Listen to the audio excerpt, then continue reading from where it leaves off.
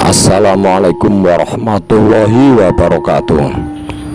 Kali ini kami berusaha mencari data mengenai beberapa senjata, bisa berupa keris atau baju dan benda-benda lain yang merupakan senjata pusaka dari Kanjeng Sunan Kalijogo.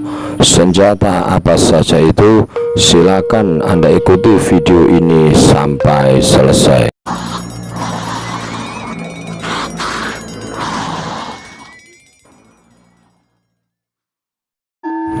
Langsung saja, yang pertama, senjata pusaka Kanjeng Sunan Kalijogo adalah keris Kiai Sengkelat. Ada beberapa pendapat yang mengatakan bahwa Kiai Sengkelat sebenarnya bukan pusaka Kanjeng Sunan Kalijogo, tapi merupakan pusaka dari Sultan Patah Raja Demak pertama. Yang jelas, keris Kiai Sengkelat dibuat oleh Empu Supo atas permintaan Sunan Kalijogo. Sengkelat berarti sengkel atine, atau hati yang marah dan kesal. Kesal karena melihat situasi Majapahit yang kacau balau saat itu. Siapapun yang memiliki keris ini akan berwibawa, terhormat, dan disegani orang. Peristiwa yang sangat penting yang menunjukkan kesaktian keris Kiai Sengkelat adalah saat Kiai Sengkelat mampu mengalahkan keris Kiai Condong Campur. Keris Kiai Condong Campur merupakan pusaka kerajaan Majapahit. Kiai Condong Campur berbentuk lurus, berukuran sedang dengan kembang kacang, satu lambe gajah, mempunyai satu sokokan di depan, dan menggunakan gusen dan lis-lisan. Condong berarti cenderung ke salah satu arah, campur berarti perpaduan.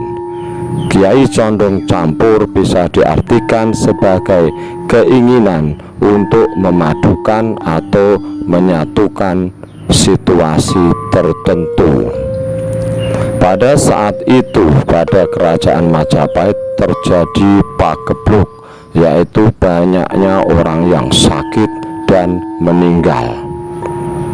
Hal ini terjadi karena keris Kiai Condong Campur dibuat dari besi yang dihuni oleh makhluk-makhluk halus dan makhluk-makhluk hitam. Karena itu, pada setiap malam keris itu keluar dan membunuh semua orang yang dijumpainya. Karena terjadi pada malam hari, dan keris ini mengeluarkan warna merah dengan aura negatif yang sangat mematikan bagi siapa saja yang melihatnya. Melihat situasi itu, Raden Patah kemudian berinisiatif untuk mengatasi pagebluk tersebut. Keris Kiai Sengkelat segera menerjang Kiai Condong Campur, sehingga Kiai Condong Campur patah menjadi dua. Karena itu, keris Kiai Sengkelat kemudian menjadi pusaka andalan dari Sultan Demak. Yang kedua adalah keris Kiai Carubuk. Carubuk berarti bagaikan bumi. Ini mengandung filosofi agar manusia bisa nerimo ing pandum, atau selalu mensyukuri apapun yang diberikan oleh Tuhan. Suatu ketika Sunan Kalijogo datang ke Empu Supo Mandagri. Empu Supo Mandagri adalah adik kandung dari Empu Supodrio. Sunan Kalijogo membawa besi seukuran kelungsu atau biji asam. Sunan Kalijogo lalu meminta agar besi tersebut dijadikan keris. Empu Supo ragu akan bisa membuat keris dengan besi sekecil itu. Tapi saat diserahkan, besi itu terasa sangat berat. Ada yang mengatakan Sunan Kalijogo mengubah besi itu sebesar gunung. Lalu Empu Supo akhirnya membuat besi tersebut menjadi keris yang kemudian dinamakan dengan keris Kiai Carupu. Keris Kiai Carupu terdiri dari 17 lekuk atau orang Jawa biasa mengatakan luk 17. Yang ketiga, watu bobot atau batu bobot. Batu ini sangat berat dan terletak di Gerobokan, Jawa Tengah. Dipercaya barang siapa yang berhasil mengangkat batu ini sambil duduk, maka semua keinginannya dapat terwujud. Batu ini digunakan sebagai landasan Empu Supo saat membuat keris Kiai Carupu. Keempat, api abadi Merapen. Terletak di Merapen, Gerobokan, Jawa Tengah. Api ini menyala dari bumi dan tidak bisa padam. Api ini digunakan untuk menyulut obor Pekan Olahraga Nasional dan SEA Games. Api ini muncul saat Sunan Kalijaga menancapkan tongkatnya ke dalam tanah untuk mencari air. Bukan air yang keluar, tapi malah api abadi Merapen ini yang menyala. 5. Sumur Jolotundo.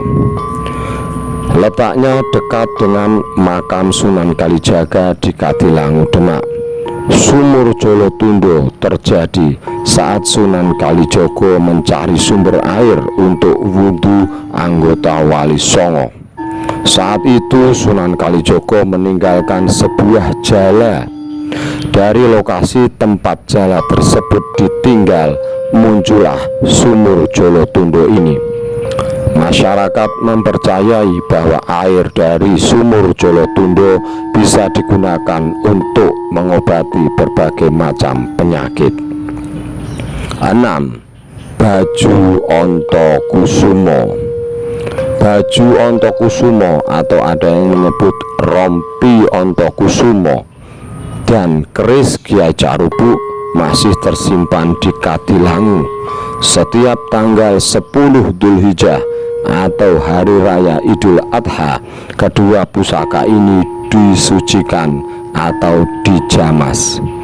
Baju Ontokusumo berbahan kulit kambing dan diberi rajah oleh Sunan Bonang. Baju Ontokusumo diperoleh setelah dilakukan khataman Al-Quran di Masjid Agung Demak. Konon baju Ontokusumo ini digunakan oleh Sunan Kalijogo untuk mengalahkan penguasa Laut Selatan. Pada saat itu terjadi banyak sekali penyakit dan musibah yang melanda masyarakat. Penyakit dan musibah ini konon disebabkan oleh penguasa Laut Selatan tersebut. Maka Sunan Kalijogo menggunakan baju Ontokusumo ini untuk menyingkirkan semua malapetaka sekaligus mengalahkan penguasa Laut Selatan. Baju Ontokusumo juga pernah digunakan oleh penguasa Mataram untuk menaklukkan musuh-musuhnya. Saat dilakukan penjamasan baju Ontokusumo, siapapun dilarang melihat. Jika ada yang berani melihat, maka dia akan buta. Demikian hasil penelusuran mengenai apa saja pusaka dari Sunan Kalijogo beserta kesaktian-kesaktiannya. Terima kasih sudah menonton. Assalamualaikum warahmatullahi wabarakatuh.